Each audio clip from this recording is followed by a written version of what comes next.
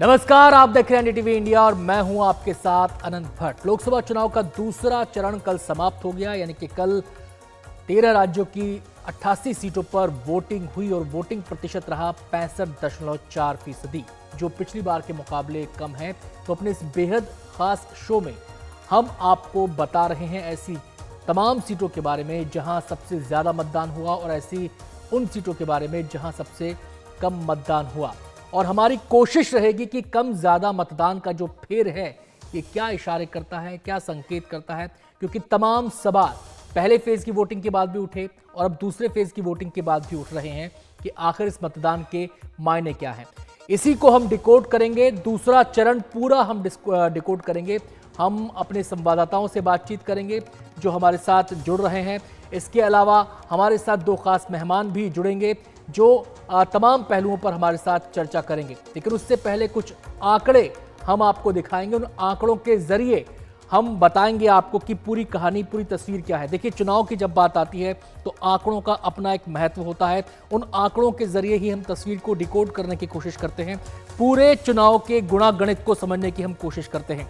तो सबसे पहले, क्योंकि मसला वोटिंग परसेंटेज का है, तो सबसे पहले हम ये जान लेते हैं कि आखिर वोटिंग परसेंटेज ओवरऑल रहा कितना, कहां स्टैंड करता है, पिछली बार के मुकाबले क्या स्थिति है, इसको समझना बेहद जरूरी है। तो 2019 और 2024 का आंकड़ा अभी आपके सामने है। 2024 जहां कल मतदान हुआ दूसरे चरण में, तो उसका जो मतदान फीसदी रहा वो रहा 65.4%, यानी कि 13 राज्यों की 88 सीटों पर वोट पड़े और टोटल मतदान प्रतिशत जो चुनाव आयोग ने लेटेस्ट आंकड़ा जारी किया वो है 65.4% का। अब 2019 की अगर हम बात करें तो जो दूसरा चरण था उस चरण में कितनी वोटिंग हुई थी उसका आंकड़ा भी आपके सामने है और वो आंकड़ा है 70% का। और इन दोनों का कंपैरिजन हम करते हैं तो हम आपको बताते हैं कि 5% का करीब डिफरेंस यहां पर देखा जा सकता है। अब यह जानना भी जरूरी है कि सबसे कम मतदान कहां पर हुआ। वो सीट है बेंगलुरु दक्षिण की, जहां पर सबसे कम मतदान हुआ। तो वहां पर कितना मतदान हुआ? 42.9%, यानी कि 50% का आंकड़ा भी पार नहीं कर पाया बेंगलुरु दक्षिण। और ये बेहद चिंताजनक बात है कि वहां पर जो लोग हैं, मतदाता हैं, उन्होंने मतदान करना जरूरी नहीं समझा। 50% मतदाता भी अपने घर से नहीं निकले। लेकिन तस्वीर अगर सबसे कम की है तो सबसे ज्यादा का पहलू भी है। अब सबसे ज्यादा वोटिंग कहां पर हुई ये भी देखना बेहद जरूरी है।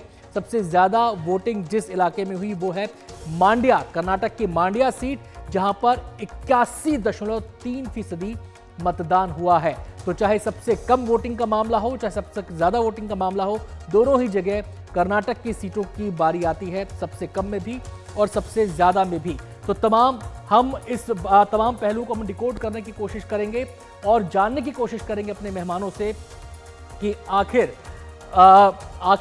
इस पूरे मतदान के प्रतिशत के मायने क्या हैं।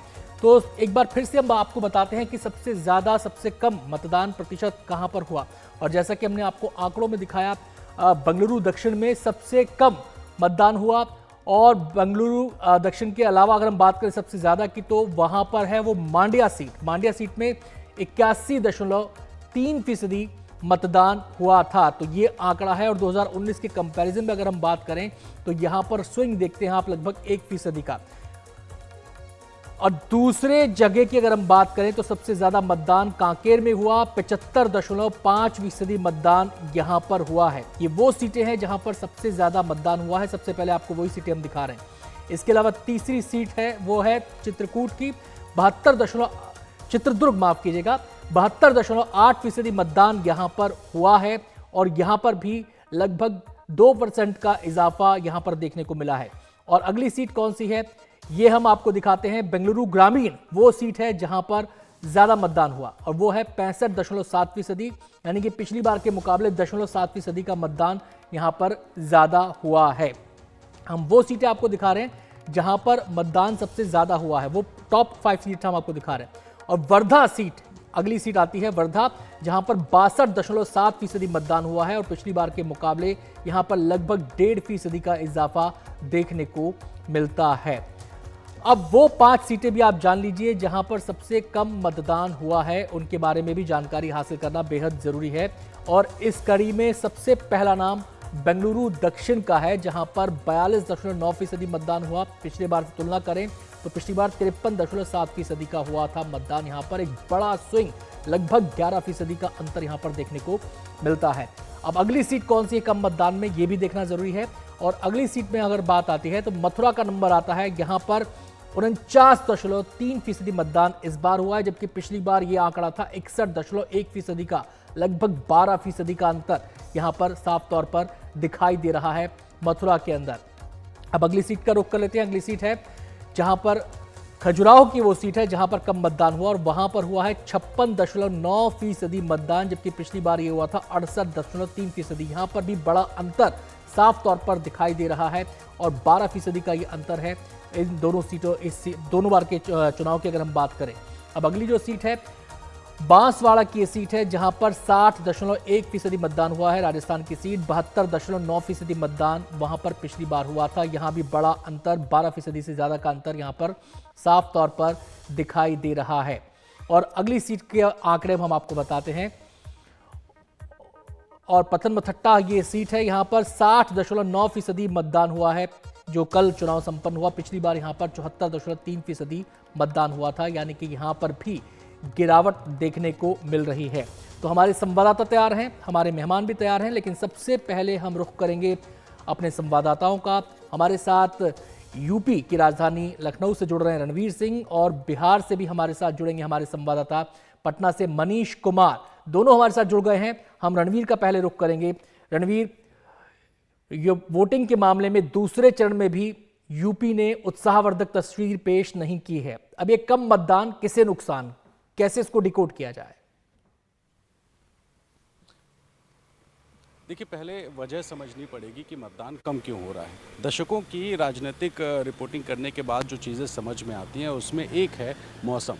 उत्तर भारत की खासतौर पे अगर हम बात करें तो बहुत ज़्यादा गर्मी एक मतदान प्रतिशत कम करने की वजह है। दूसरी वजह होती है जो बूथ लेवल कार्यकर्ता है उसका बहुत ज़्यादा उत्साह से काम ना करना। वो लोगों को घरों से बुलाने का, मतदान केंद्रों तक लाने का काम अगर बहुत सक्रियता से ना करे तो इसका एक बड़ा फैक्टर चुनाव में काम करता है। तीसरी वजह हो जाती है जो चुनाव को लेकर मतदाताओं में बहुत ज़्यादा अगर उत्साह ना हो तो ये भी एक बड़ी फैक्टर होती है। और चौथा जो फैक्टर होता है वो प्रशासनिक सख्ती होती है। कई बार हम देखते हैं कुछ सीटों पे संवेदनशील बूथों पे गाड़ी आसपास नहीं आ सकती है, दुकानें बंद हैं, लोगों को पैदल आना है, आने जाने की व्यवस्था नहीं है। तो कई सारे फैक्टर्स हैं। अब अगर बात करें यूपी की, जो पहले चरण में 8 सीटों पर मतदान हुआ उसमें पिछले यानी 2019 के कंपैरिजन में 6% के करीब वोटिंग कम हुई। और कल जो दूसरे चरण का मतदान था उसमें भी 8 सीटों पर चुनाव हुआ और वोटिंग प्रतिशत 7% से ज़्यादा कमी आई है। 62.2 से घट करके 54.9 पे आ गया है। अब ये जो फैक्टर है इसमें अगर शहरी वोटर कम घर से निकलता है, शहरों में वोटिंग कम होती है तो सीधा नुकसान भारतीय जनता पार्टी को माना जाता है कि होगा, क्योंकि सबसे ज़्यादा जो शहरी वोटर्स होते हैं वो पिछले कुछ सालों में बीजेपी के पक्ष में दिखाई दिए और इसकी वजह से बीजेपी को बड़ा नुकसान हो सकता है। ग्रामीण इलाकों में आमतौर पर वोटर्स निकलते हैं और वो वोटर्स वोट देने जाते हैं, लाइनों में लगते हैं इस प्रचंड गर्मी के बावजूद। तो ऐसे में बीजेपी की चिंता ज़रूर बढ़ी है। कोशिश हो रही है बूथ लेवल अपने जो कार्यकर्ता हैं उनको आते हैं रणवीर आपके पास। हम बिहार का रुख कर लेते हैं। मनीष भी तैयार हैं। मनीष, जैसे कि रणवीर ने बताया, कारण क्या रहे और उसको किस रूप में परिभाषित किया जा सकता है, बिहार की तस्वीर भी आपसे समझना चाहेंगे। यहां पर कौन से मुख्य कारण रहे और ये जो कम मतदान है ये किसकी चिंता बढ़ाने वाला है? देखिए, ये चिंता दोनों दलों के लिए, दोनों गठबंधनों के लिए ये चिंता बढ़ा रहा है। लेकिन इस एनडीए के नेताओं का बार बार ये दावा कि कम मतदान के बावजूद भी उनका रिजल्ट वैसा ही होगा जैसा कि 2019 में हुआ था। ये एक बड़ा कारण है जो रणवीर भी बता रहे थे कि जिसके कारण जो कार्यकर्ता है वो घर बैठा है या कार्यकर्ता शिथिल बैठा है। लेकिन मतदान और तापमान, ये इसी तापमान में हर बार मतदान होता था, लेकिन अगर इस बार पिछले बार की तुलना में मतदान कम हो रहा है तो उसका एक बड़ा कारण चुनाव आयोग के द्वारा तैयारियों का भी एक अभाव है। कल हमने दोनों फेजेस में देखा है आनंद कि जहां भी ग्रामीण इलाकों में चुनाव आयोग के द्वारा या वहां के प्रशासन के द्वारा ग्रामीणों के लिए अच्छी व्यवस्था की गई, वहां पर ग्रामीण दोपहर के समय भी, वो चाहे महिला हो या पुरुष हो, उन्होंने वहां पर निकलकर मतदान में भाग लिया। लेकिन जहां उन्होंने इंतजाम नहीं किया वहां पर मतदाताओं ने भी एक तरह से वो बूथ पर आकर वोट देने की जरूरत नहीं समझी। लेकिन तीसरा जो सबसे बड़ा कारण इस बार यह है कि एक तरह का जो नारे लगाए गए कि हम हमारे पास बहुमत आ रही है, खासकर एनडीए के नेताओं या बीजेपी के नेताओं से, तो जी उनके जो कार्यकर्ता जो आप यहाँ तक कि नगर पालिका के चुनाव में भी उनको काफी सक्रिय देखते, वो लोकसभा चुनाव में उनकी सक्रियता बूथ के आसपास कम से कम इस बार देखने को 2 चरणों में तो नहीं मिली है। और इससे भी बड़ा एक कारण यह है कि इस बार जो मीडिया का प्रचार प्रसार रहा है, उससे भी कहीं न कहीं एक वोटर का जो है, वोटर को लगता है कि वो वोट दे या ना दे, जिनकी सरकार बननी है वो सरकार बनेगी। इसलिए वो बहुत ज़्यादा ये नहीं है कि हम वोट देंगे तो यहाँ पर स्थितियाँ बदल जाएगी या सरकार बदल जाएगी।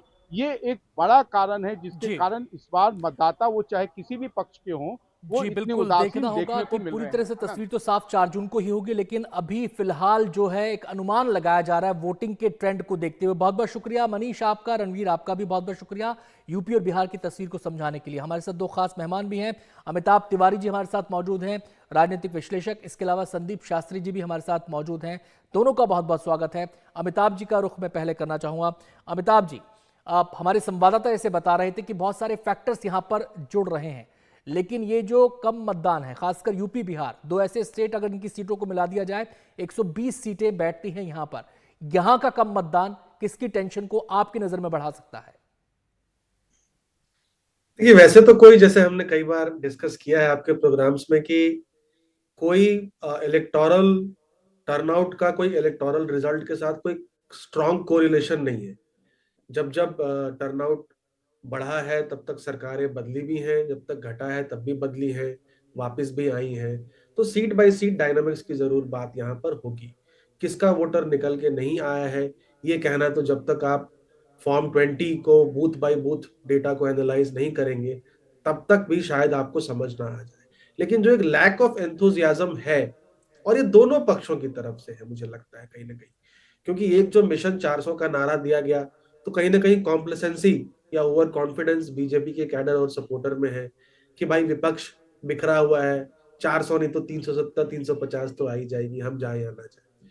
और दूसरी बात है कि कहीं ना कहीं विपक्ष का जो वोटर है, वो इसे एक जी डन डील, वन साइडेड चुनाव कहीं ना मान रहा हो, जिसकी वजह से शायद वो निकल के नहीं आ पा रहा है। भीषण गर्मी जरूर एक एक कारण है, और बिहार में एक कारण ये हो सकता है कि मुझे लग रहा है कि इस बार का जो फेज था उसमें जेडीयू के कैंडिडेट्स ज्यादा खड़े थे। जेडीयू पिछली बार 4 सीटों पर जीती थी। जेडीयू का जो एक कांस्टेंट पलटी मारी है, उससे कहीं ना कहीं जो वोटर है उसको ये जो बातें हैं वो सही नहीं लग रही, और कुछ लोग इस कारण से भी चुनावी प्रोसेस में बिहार में पार्टिसिपेट नहीं कर रहे। एक दूसरी बात, ये सारी सीटें जो है यूपी में, वेस्टर्न यूपी की है लार्जली।